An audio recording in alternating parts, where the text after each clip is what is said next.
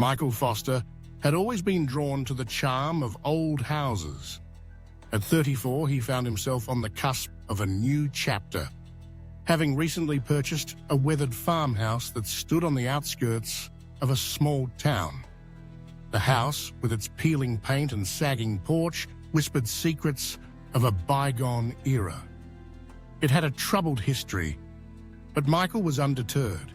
He saw potential in the cracked walls and creaking floors, envisioning a sanctuary where he could escape the frenetic pace of life and carve out a space that felt like home.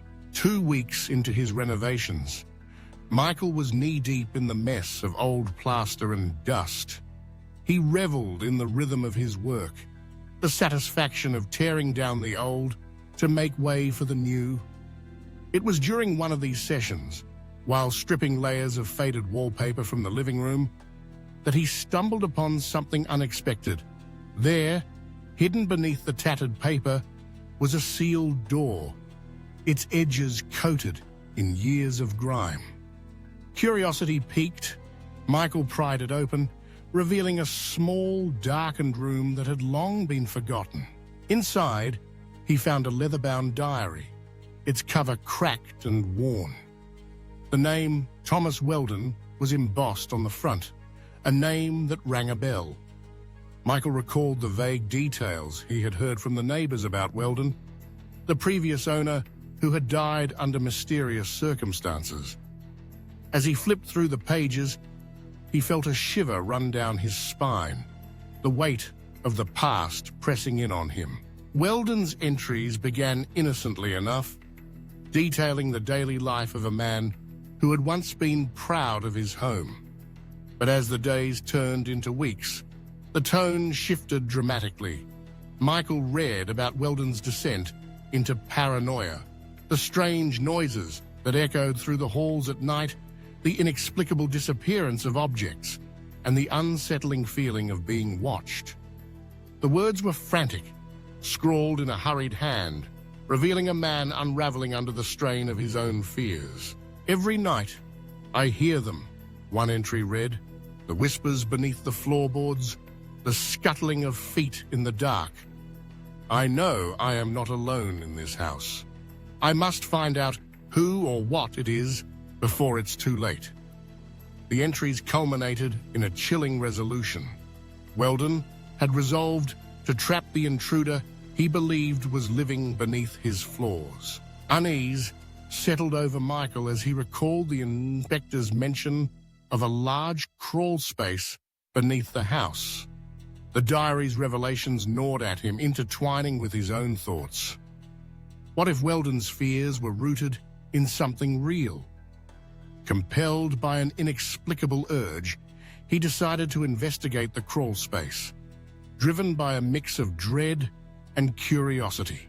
The entrance was hidden behind a loose panel in the kitchen, and as he descended into the darkness, the musty smell enveloped him. The narrow space was cramped and dimly lit by a single bulb hanging precariously from the ceiling. As he navigated through the cobwebs and dust, Michael discovered unsettling signs of habitation: an old blanket, a rusted can, and an array of peculiar belongings that hinted at a life once lived in the shadows. His heart raced as he unearthed a small tin box tucked away in a corner. It was an old first aid kit, its contents long expired, but the memories it held felt palpable. Inside, he found faded photographs, one of which caught his eye: a teenage girl with bright eyes and a warm smile. Her name, scribbled on the back, was Sarah. A sense of melancholy washed over him, and he couldn't shake the feeling that this girl was somehow connected to the house's troubled past. As he ascended back to the surface, a sudden noise from above sent a jolt of fear through him. The sound was sharp, almost like footsteps. Panic surged, and he stumbled backward, clutching the tin box tightly. He retreated to the safety of the living room, his heart pounding in his chest. What had he awakened? Determined to uncover the truth, Michael sought out Sarah, the girl from the photograph. After some digging, he found her at a nearby nursing facility, a place filled with the echoes of lives lived and lost. When he met her, he was struck by the weight of her presence. There was a fragility about her, but also a quiet strength. As he introduced himself and shared the story of the farmhouse, he saw a flicker of recognition in her eyes. Sarah listened intently as Michael recounted his discoveries, her expression shifting from curiosity to something deeper, a mix of sorrow and nostalgia.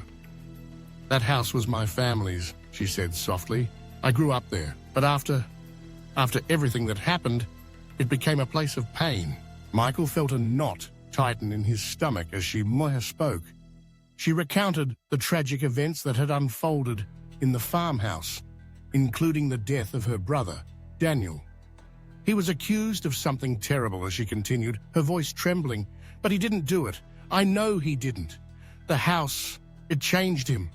It changed all of us." As Sarah shared her family's story, Michael pieced together the narrative of loss, misunderstanding, and tragedy that had spanned decades. Daniel had been a vibrant boy, full of dreams, but the weight of the accusation and the haunting atmosphere of the farmhouse had driven him into a corner.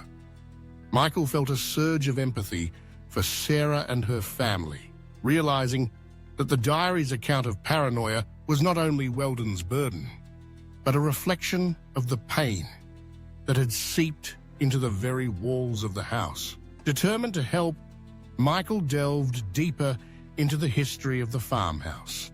He researched old newspaper articles and spoke with townsfolk who remembered the Weldon family.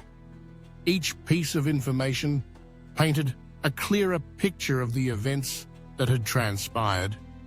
He learned that Daniel had been wrongfully implicated in an incident that led to their father's untimely demise, a tragic accident that had spiraled into a web of blame and guilt. Fueled by a sense of justice, Michael approached Sarah with his findings. "We can clear his name," he said, his voice steady. "We can show that Daniel was innocent and that the truth has been buried for too long." Together, they began to piece together the evidence, reaching out to those who had witnessed the events unfold. As they worked side by side, a bond formed between them, rooted in shared grief and hope. Michael found solace in Sarah's presence, and she, in turn, began to see the farmhouse not just as a relic of pain, but as a space where healing could begin. They spent hours in the library poring over documents, piecing together the fragments of a story that had been lost to time. Finally, after weeks of relentless searching, they uncovered the truth. A witness who had seen the accident and could testify to Daniel's innocence. With this new evidence in hand, they approached the local authorities and presented their case. The weight of the past began to lift, and as the truth emerged, so did the possibility of redemption for Sarah's family.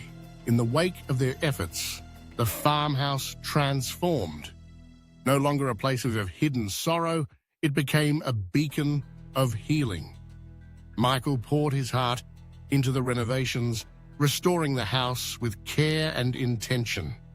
Each brushstroke, each nail driven into the wood, felt like a step toward reclaiming the space for new memories. As the farmhouse blossomed into a home, Sarah found herself drawn back to the place she had once fled. Together, they filled the rooms with laughter and light, creating a sanctuary where the echoes of the past could coexist with the promise of a brighter future. The walls that had once held secrets now resonated with the warmth of friendship and the shared journey of healing.